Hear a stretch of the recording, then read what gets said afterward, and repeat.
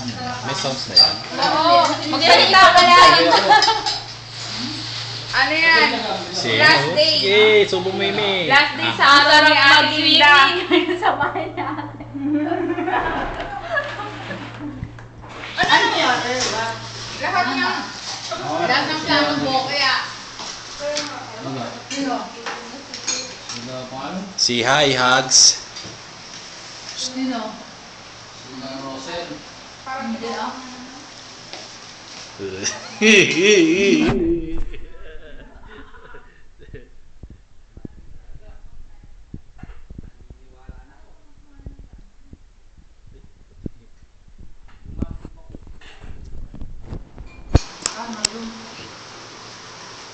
Makikita ba yun?